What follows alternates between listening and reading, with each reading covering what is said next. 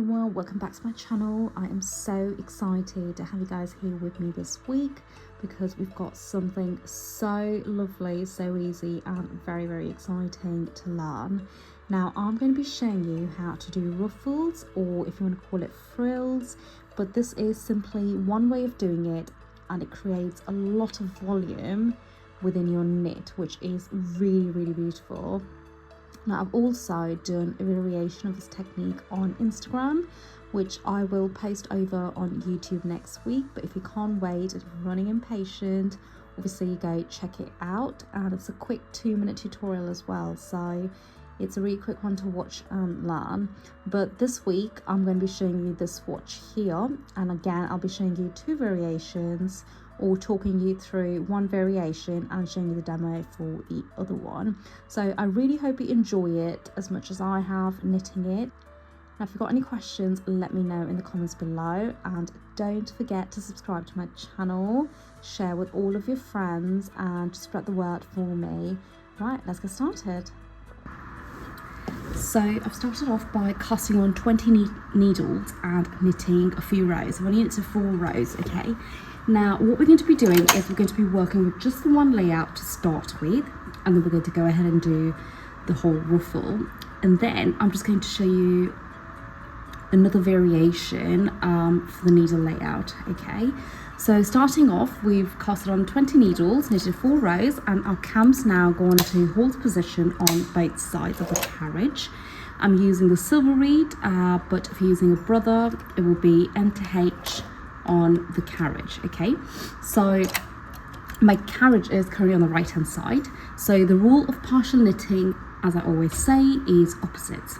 Carriage on the right, which means on the left of your swatch, far left, you push a needle selection out, okay? So I'm going to be working with 2 needles. Now I'm going to knit 1 and 2, then I'm going to push the next 2 forward, knit 1, knit 2, push the next 2, knit 1, knit 2, and the next 2, knit 1, knit 2, okay? So you can continue doing so until you get to the very end if you like, or you can stop midway. Now we'll do 2 more, knit 1, knit 2. So you'll notice that my comb is now slanting and it's going to get in the way of knitting, so I would highly recommend that you change your weights onto some hanging weights.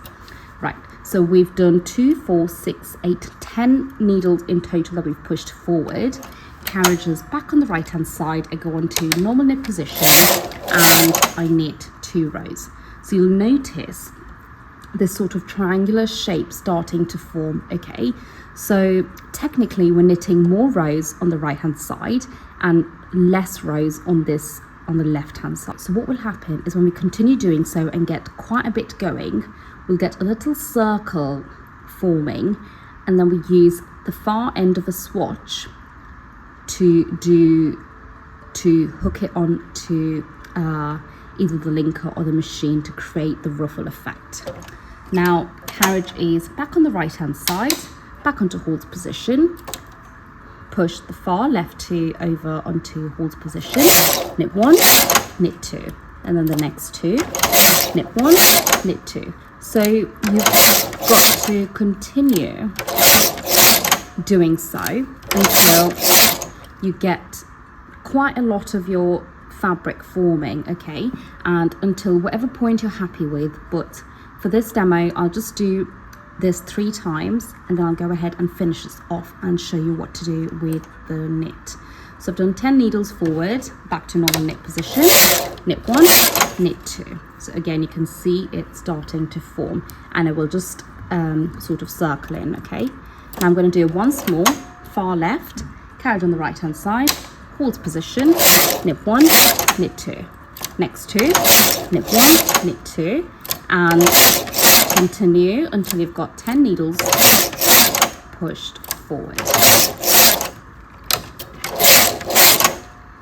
And that's a little bit of my circle starting to form, okay? So like I said, I'm going to go ahead and continue doing this until I've got a bit knitted, and then I will come show you the next part of the demo. this is a swatch for the demo I've just done. I've done about 10 sections of partial knitting and casted off the top end. Now you can see this is the edge that we will be putting on our knit to create the ruffle. And then I've done another variation, okay, so you can see the difference between the two actually. I've put single needles forward and knitted 4 rows every time, and it's a total of 8 needles. So what that will do is will create more of a ruffle because we've only got that little section to put on our knit, okay? So I would definitely recommend experimenting with different needle layouts and different rows and see what kind of effect you get, because it will be very different, okay? So now I'm going to show you how to place these on your knits. So the first one that we're going to put on our knit is the demo that I've done, which is the bigger one, okay? And now there's 2 ways of doing this. You can either do it with the back facing you and it'll have a lovely rolled edge there, or you can do it with the front facing you, okay? So we'll do it with the back facing us. Now, what I'm going to do is I'm going to grab a single prong transfer tool or a 3-prong transfer tool, whichever one you're comfortable working with, and we're simply going to go into the edge of the stitches, okay? So that's the edge here, and I'm simply going to go into the stitch there, and I'm going to place it on the needle and pull the needle forward. Now it's really basic, it's really simple to do so, okay? So you're just going into the stitches and you're lifting it and placing it on the needle. Now the one thing you cannot do is have a whole load of stitches over the needles, okay, because the carriage will get jammed, and by that I mean if I did this, if I lifted all of this up, it's going to jam the carriage, okay? So do not do that. Okay, so just continue putting these stitches on there. Now what you can also do is place, so you don't have to do every stitch, you can do every few to create a little gathered effect. So the possibility is really endless, it's really up to you how you do it. Now I would obviously recommend experimenting with the layout and seeing what you come up with.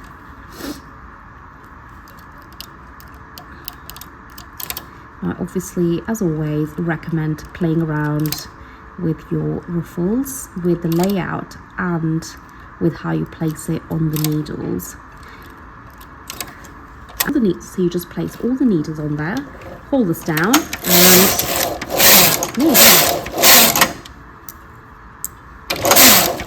and that's your lovely ruffle on your knit, okay? So you can see that looks actually really pretty.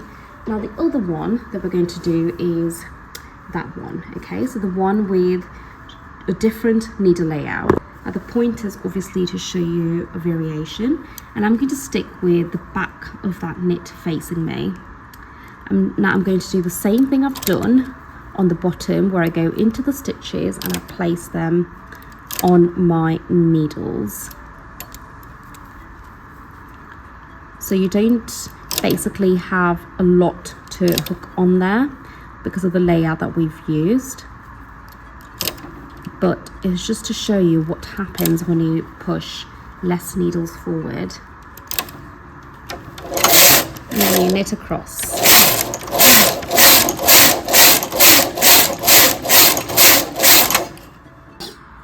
So you can see the difference between the 2 ruffles, okay?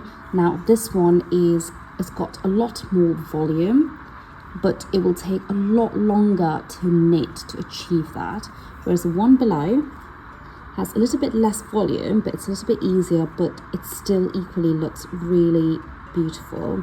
So definitely recommend trying out different needle layouts and doing a different amount of rows as well and see how you get on. I really hope you enjoyed that. That was probably one of my favorite demos to do, and I'm quite excited to see what you guys come up with. If you've got any questions, let me know, but also remember to tag me on Instagram because I love seeing the outcome of all the demos that I do for you guys. Right, I will see you next week. Bye.